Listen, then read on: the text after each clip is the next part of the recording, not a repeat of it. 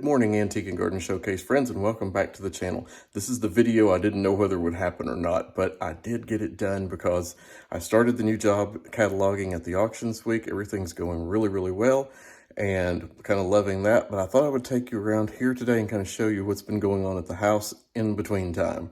So we're going to start over here with the Caladium shelf and where the Caladiums are in May. Now, I don't think I've ever done that before. I've kind of showed you when I start them, when I put the bulbs into the pots, and then kind of when they come up, and then the final result when they're outside. So let's see where they're at this stage, 1st of May. So right now, the Caladiums are really taking off. You know, they can tell it's spring. They're wanting out of these pots, and they're getting ready to get there. I actually raised all my lights up this past weekend and gave them a good watering, whatever. They've already grown past the lights. This is clowning around and it's like heading up to the sky. So I really need to get that one out this weekend.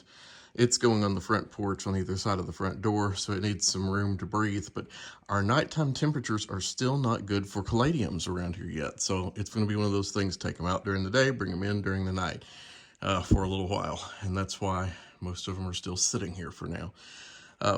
Caladiums are great, you know, if you want to keep them year after year, they do work really well. This was the very first one I ever purchased. That's Radiance. It's a Proven Winners. I think I bought 2 and I may have something like 7 now, just from the way they've multiplied. Back here is the big red one. That's the Burning Heart. It was a Monrovia. It's the one I keep in the big round urn in the center of the formal garden out front. And it's been one plant for a couple of years now, but it actually divided into 2. So there's one here and one back here. And this was a new one last year. I bought 1 plant and I've got 2 this year. Red Ruffles, which was another Monrovia. It's got a really nice looking first leaf getting ready to unfurl. So some of the other things I did besides caladiums, and I'll just start on this top shelf, I started some status this year. So I have Apricot Beauty. Those are looking good. And these are kind of the marigolds I had left over that I didn't have room for down below. I'll show you those. On the next shelf, I have more caladiums, and the ones in this one, now that status is not going to make it, I don't think. I've tried nurturing it. But these are the ones that were new last year that are kind of, you know, the bulbs were young. They're kind of struggling to come on, but they're doing it. This is the Lemon Blush, and you can see it's coming out. And the Rose Glow, I see the first one coming out there. Candyland was one I had. It's coming out. So every one of them I see, I think I'm at 100% on pots of caladiums this year, which is really neat. I did pick up some Diamond Frost for a project I'm doing out front a little bit later.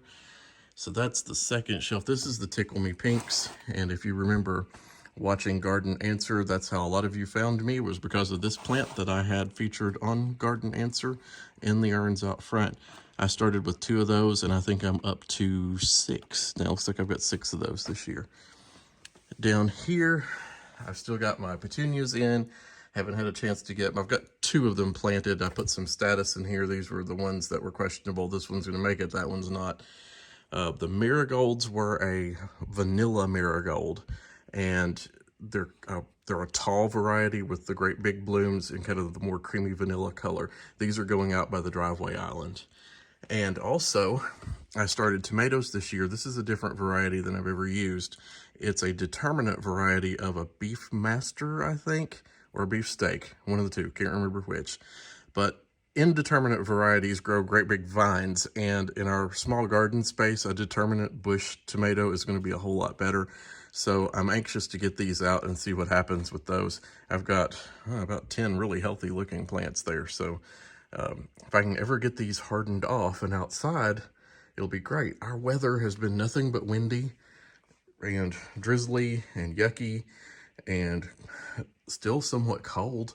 I mean, right now it's in the 40s this morning, so it's not a great day to be out doing much of anything. Up at the top, one last thing, I still got my lantana, and I picked up some pretty geraniums for the front porch project too. So anyway, that's a little bit about the plant shelf, caladiums and the things I'm starting in here. Let's go take a look outside real quick. Outside has been a different story this year. It's been really tough out here to get a lot of things done that normally we would have done by this time of year.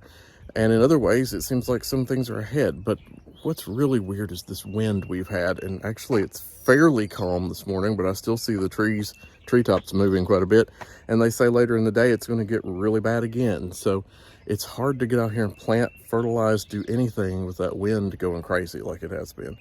But let's take a look at what has been done.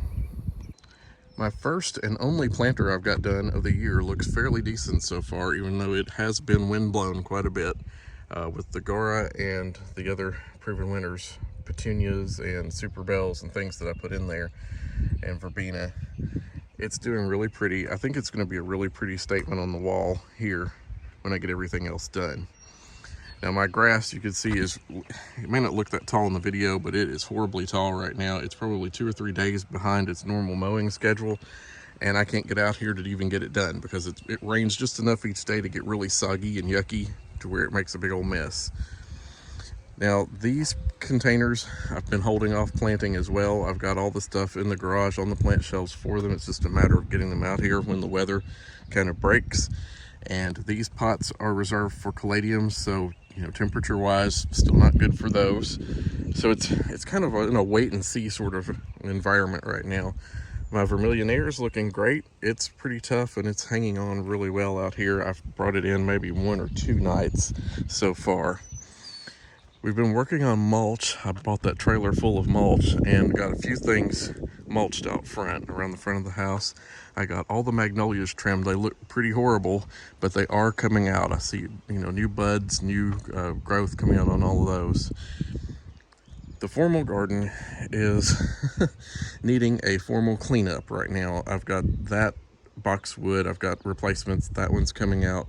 This one's got some green in it. I'm going to try to save it, but I'm going to replace it as well because I can't stand that being right out here by the wall looking bad all summer. More things have been mulched around here. Still waiting on urns. I think I'm going to do caladiums in all the big urns this year. I did get these boxwoods trimmed. Those clowning arounds that I showed you in the garage that were going crazy, they're going to go here. There'll be a big, huge expanse of caladium right on each side of the door. I think that'll look really pretty. And I kind of don't know what to underplant those with. I'm thinking, you know, I need some sort of trailing vine to go down the front. I always like that look, so we'll see. Over here, I've not cleaned this out from the winter. There's some random, pansy blooms. Didn't even know that was blooming. And those were just from seed that come up in there, but I'm going to get these cleaned out. And then this is where I'm going to put those geraniums on the top shelf that I was showing you. The Diamond Frost, and then I'm going to use some of that Purple Heart vine in here and just have that combination. It's really pretty. So that's what's going on there. I don't know what's going on in this bush. I've got some major looking damage over here this morning. At one point I thought we might have a bird's nest in there. And I think that is what is going on in there, but I'm going to have to see. That's damaging the shrub really bad, so haven't noticed that. That's why it pays to get out and walk your garden now and then. But somehow the chestnut tree survived the cold, the 28-degree cold we had, and I think it's because it's down under all these other trees and it was protected from the frost. So those big beautiful blooms are still out there blowing in the wind. As you can see, the wind's picking back up again as we speak. So let's go take a look around back. Well, I'm in the kitchen garden now, and I'm going to go down here. I'll show you what happened from the 28-degree night with the potatoes. It did kind of burn the tops of those a little bit, and you can see there the brown, but they've bounced back really well. I mean, and I knew they would. It's just you hate to see that happen, and I could have covered them, but I just thought, well, you know, at this point I chose my battles. I covered my peonies instead out on the outside of the fence, and for good reason. They all survived. As you can see it through there, they all look really good. They're all budding. I don't see any blooms yet. Some are getting close to bloom stage, I think, up here. Let me walk up here real quick. This one's close to bloom stage. I think that's a really deep red, and I think there's a coral colored one right up here. It's got some really thick budding on it. most everything else, this was a free hollyhock that I got from a nursery for buying so much product last year. They gave me a free plant of my choosing, and I picked that. And the oriental poppies over here look like they're getting ready to bloom pretty soon. They've got nice pods. Actually, one's getting ready to open right there very, very soon. Lilies, all sorts of things are already up. A lot of things are so early this year because we had those false springs early on, and then it turned cold again. So it's been kind of a race to get things covered and protected and whatever else. On the outside of the fence over here, you know, I had a dahlia return at the other side of that little bench there. You can see that dahlia. I don't know if I can, can't find it. There we go, right there.